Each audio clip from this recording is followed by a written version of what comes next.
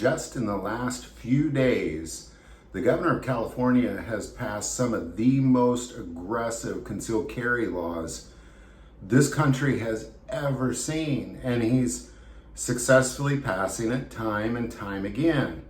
So I want to take a moment and speak to the real numbers, because here what we're watching is we're watching anti-concealed carry laws being passed, which means if you go as a law-abiding citizen, not a felon, you've done nothing wrong, you apply for a concealed carry permit, you're not going to get it. I've met many people from California traveling around this country as I stop in California. I've never met one of them who successfully got a concealed carry permit. It just simply doesn't happen. So let's take a moment and see how effective is the governor of California being to saving the lives of the citizens of California by passing these aggressive laws. Let's just say between 2022 and 2023, there was an increase in violent gun crime, 59%, a 59% increase just in the past 12 months. And ultimately what we're seeing is that the most aggressive laws have been passed in the last 12 months. And of course, you don't have to be a genius to recognize that, of course, the criminals aren't applying for concealed carry permits. They're just doing violent crime with firearms, while the citizens' hands are tied literally from being able to defend themselves.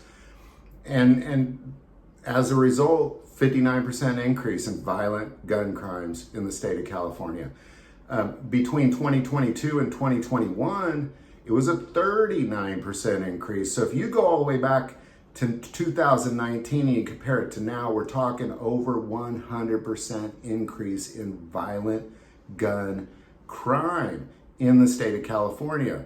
But, maybe it's just the state of California. So let's look at some of the other states that have passed these aggressive gun laws. Okay, Illinois, oh goodness, Chicago is a hot mess.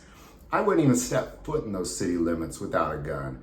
There's no way. I feel so sorry for the citizens of Chicago and in Illinois. It's awful.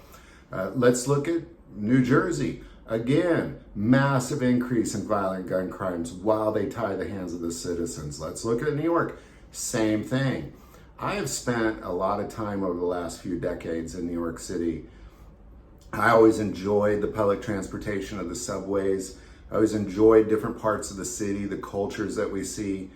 There is no way I would step foot in those subways because of the violent gun crime.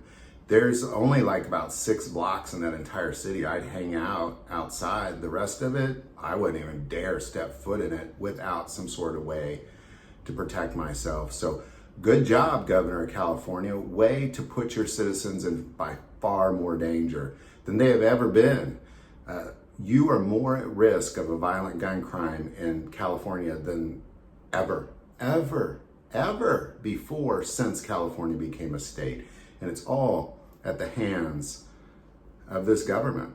So, again, I am sure I'm preaching to the choir, but these numbers have to be known, and that's what this is about. So any thoughts or insight, definitely put that below. I do want to take a moment and say that most people that watch this channel are not subscribers to this channel. Please take a moment, hit that subscribe button. It greatly increases the algorithm and our ability to get our message out. That link is below. But the most important part of this channel is we take prayer requests, so never hesitate to send that in. Thank you for watching this episode of God, Family, and Guns. And as always, love God, love your family, and love guns.